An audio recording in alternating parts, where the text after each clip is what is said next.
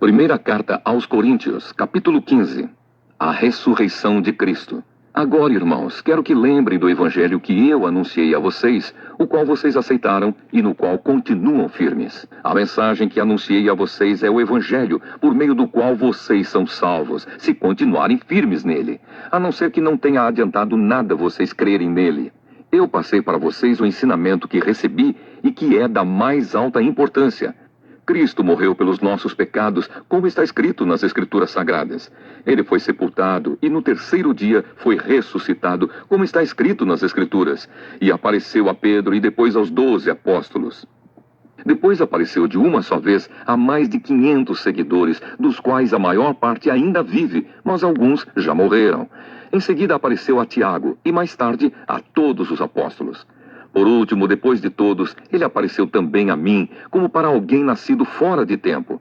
De fato, eu sou o menos importante dos apóstolos, e até nem mereço ser chamado de apóstolo, pois persegui a igreja de Deus.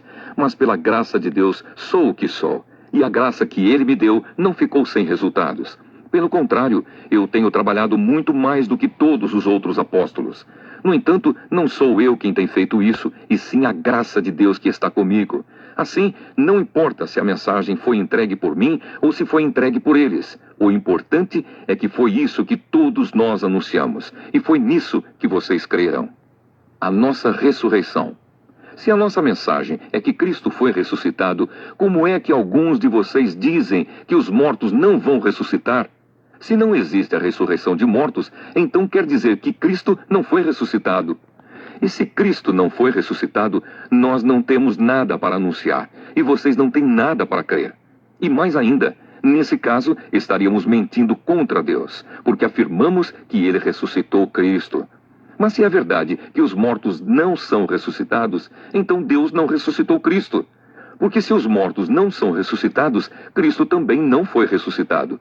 E se Cristo não foi ressuscitado, a fé que vocês têm é uma ilusão, e vocês continuam perdidos nos seus pecados. Se Cristo não ressuscitou, os que morreram crendo nele estão perdidos. Se a nossa esperança em Cristo só vale para esta vida, nós somos as pessoas mais infelizes deste mundo.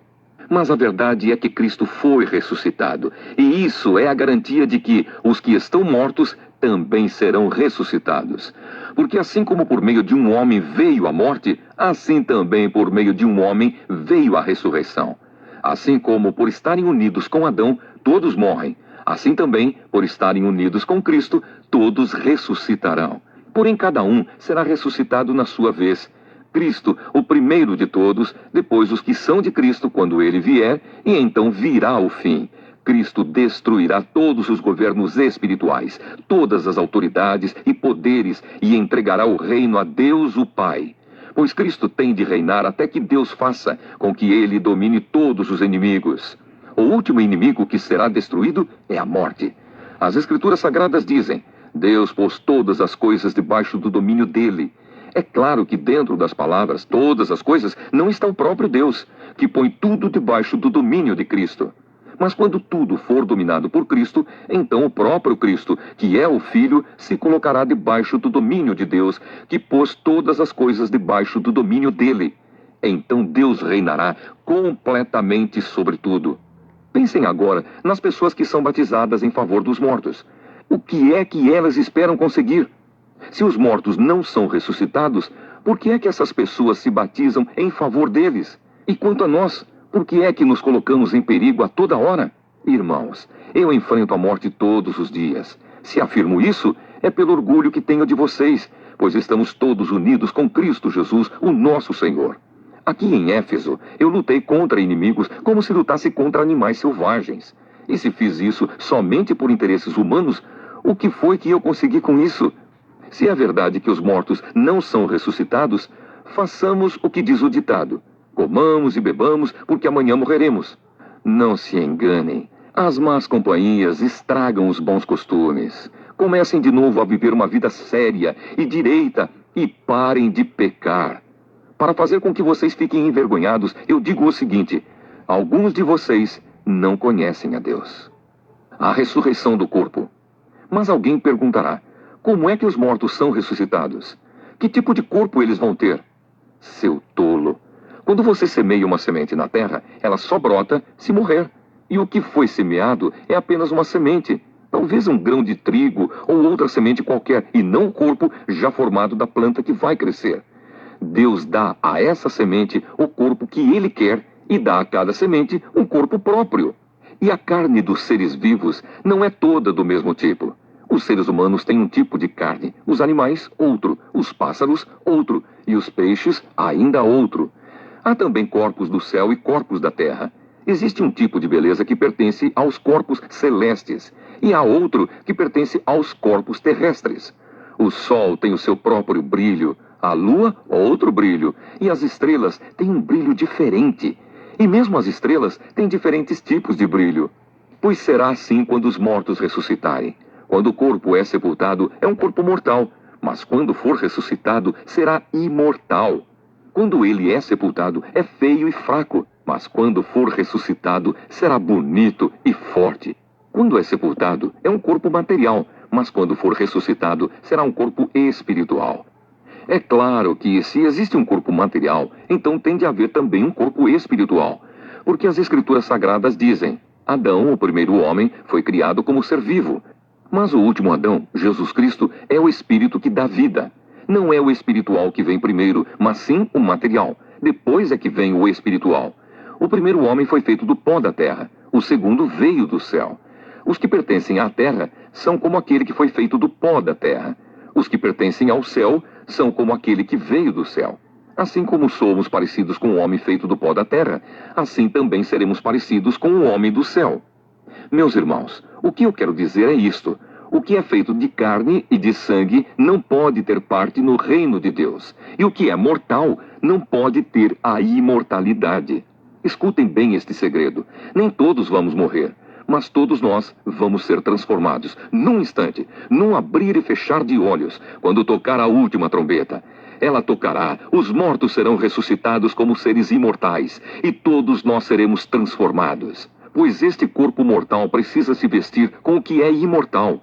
Este corpo que vai morrer precisa se vestir com o que não pode morrer. Assim, quando este corpo mortal se vestir com o que é imortal, quando este corpo que morre se vestir com o que não pode morrer, então acontecerá o que as Escrituras Sagradas dizem: a morte está destruída, a vitória é completa. Onde está, ó morte, a sua vitória? Onde está, ó morte, o seu poder de ferir? O que dá à morte o poder de ferir é o pecado, e o que dá ao pecado o poder de ferir é a lei. Mas agradeçamos a Deus que nos dá a vitória por meio do nosso Senhor Jesus Cristo. Portanto, queridos irmãos, continuem fortes e firmes, continuem ocupados no trabalho do Senhor, pois vocês sabem que todo o seu esforço nesse trabalho sempre traz proveito.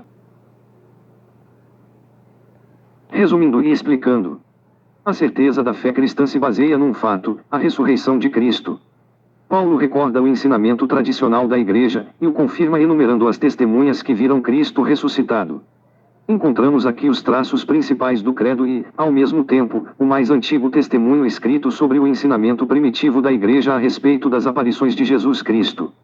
Em Corinto, alguns pensam que, depois da morte, a alma imortal continua vivendo sozinha, abandonando a matéria e o corpo, que são considerados coisas más e inferiores. Outros pensam que tudo termina com a morte e que é melhor aproveitar o momento presente.